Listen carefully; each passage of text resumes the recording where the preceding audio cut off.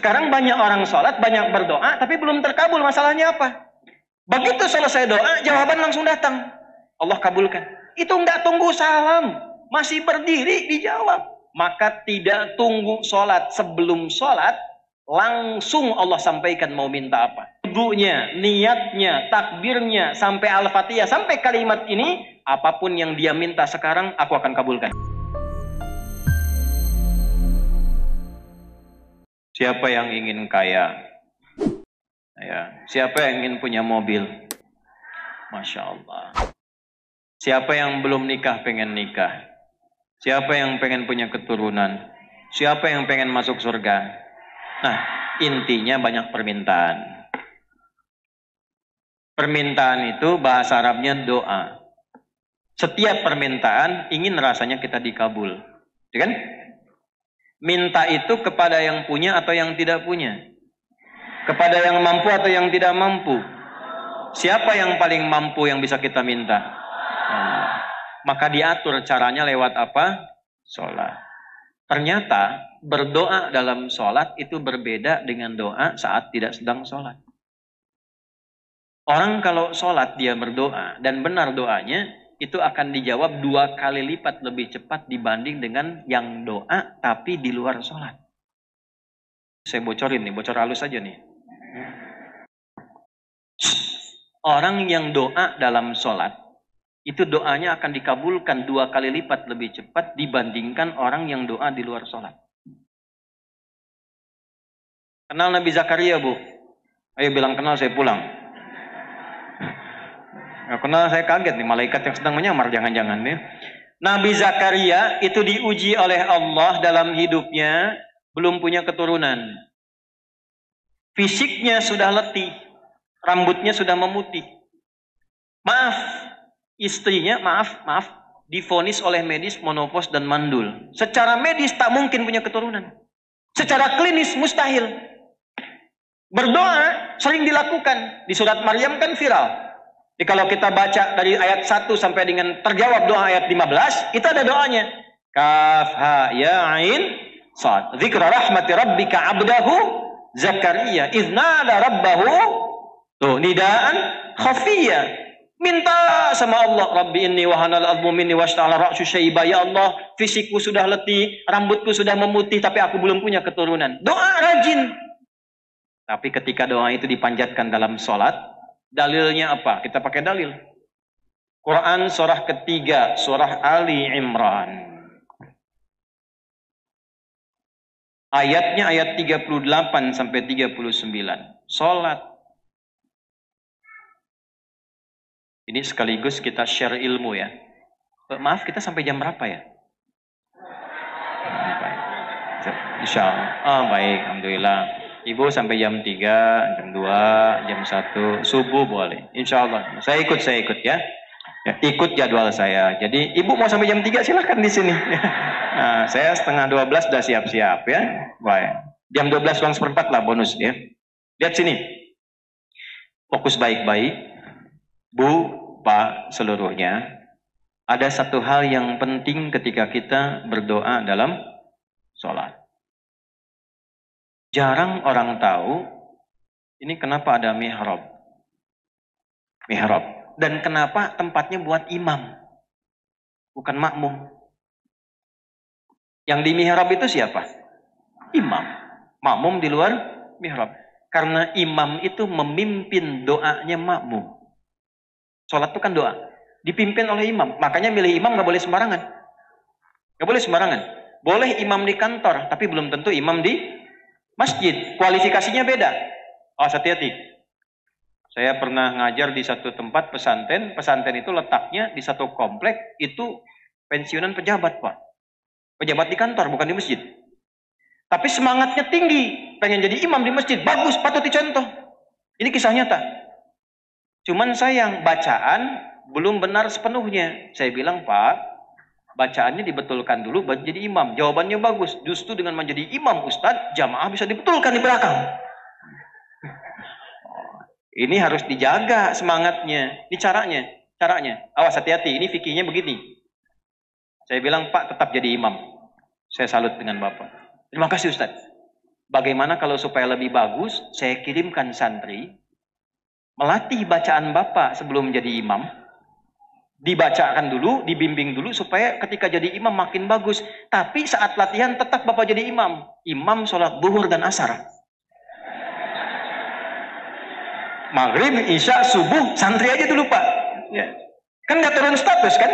Ya, yang penting jabatan tetap kan? Ya. Jadi zuhur sama asar sepakat Pak, dealnya kan bagus. That's a big deal ya. Tetap jadi imam, cuma zuhur dan asar. Apa yang terjadi? Imam betul.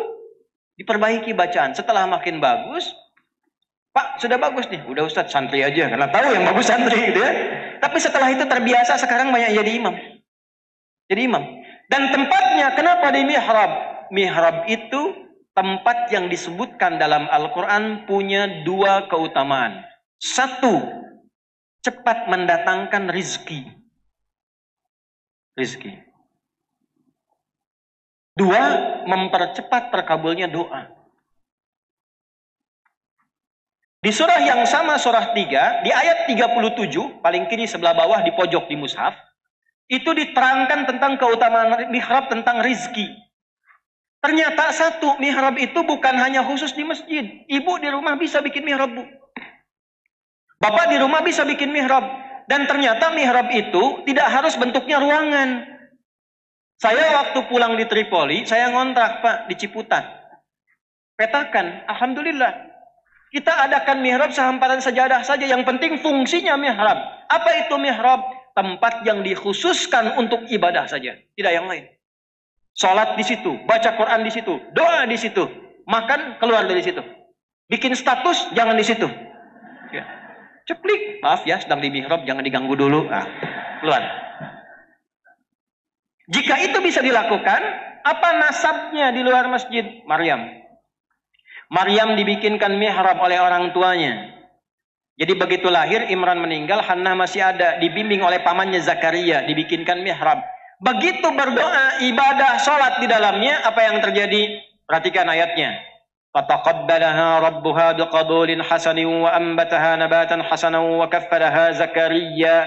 Kullama dakhala 'alaiha Zakaria al-mihrab wajada 'indaha rizqa. Qala ya Maryam anna laki hadha? Qalat huwa min 'indillah. Innallaha yarzuqu man yasha'u bighairi hisab. Setiap kali pamannya nengok Maryam di mihrab, sudah ada rizkinya. Paman bawa pakaian, bawa buah-buahan, bawa makanan, masuk ke situ sudah ada makanan, sudah ada buah. Kalau musim anggur ada anggur wajar, bukan musim anggur ada anggur. Ditanya oleh pamannya, Maryam dari mana semua ini? Kata Maryam, semua dianugerahkan oleh Allah. Kalau kita mendekati Allah dengan baik, Allah berikan tanpa batas. Di mana dilakukan itu? Mihrab. Jadi kalau bapak, ibu berdoa ingin diberikan rizki yang cepat, rizki itu keturunan, rizki ketenangan, rizki materi, bikin mihrab, lakukan. Nah di mihrab itulah Nabi Zakaria sholat. Lihat, berdoa. Dalilnya kembali ke ayat 38-39. Hunalika da'a Zakaria rabbah. Qala rabbi habli min ladunka dzurriyyatan thayyibah. Innaka sami'ud du'a. Di mihrab itulah Nabi Zakaria berdoa, minta sama Allah. Perhatikan doanya. Ya Allah, semua orang mengatakan bahwa aku tidak mungkin punya keturunan. Karena itu aku meminta kepadamu yang tidak pernah punya batas dalam pemberian. Rahasia ketiga, Bu. Yang ketiga nih, saya udah kasih rahasia. Di sini aja nih. Tanya tadi sama jamaah Cijantung, gak dibuka kecuali di sini. Jangan dibagi-bagi ya. Apa yang ketiga? Kalau mau doa, buka awali dengan nama Allah sesuai kebutuhan kita. Tuh. Disingkat Asmaul Husna. Dalilnya apa? Quran surah 17. Ayat berapa? 110. Qulidu'ullaha. Hei adi, hei fulan, hei fulanah. Kalau sedang punya harapan, punya keinginan, punya doa, kata Allah sebut namaku, minta. Awid Ar-Rahman, atau sebut nama kasihku Rahman. Ayyamma tad'u falahul asmaul husna. Tapi kalau engkau punya keinginan spesifik, cari namaku yang sesuai kebutuhanmu. Rahasia Asmaul Husna itu semua namanya Allah siapkan sesuai kebutuhan dan masalah kita. Pengen ilmu yang belajar, ya Alim. Pengen rizki, ya Razak. Punya masalah, pengen kekuatan, ya Sabar. Pengen dilapangkan, ya Al-Fattah. Suami keras, pengen dilembutkan, minta, ya Latif. Pilih Bu, sesuai dengan harapan kita, doa kita. Tidak harus semuanya. Nanti yang ibu nggak butuh dikasih.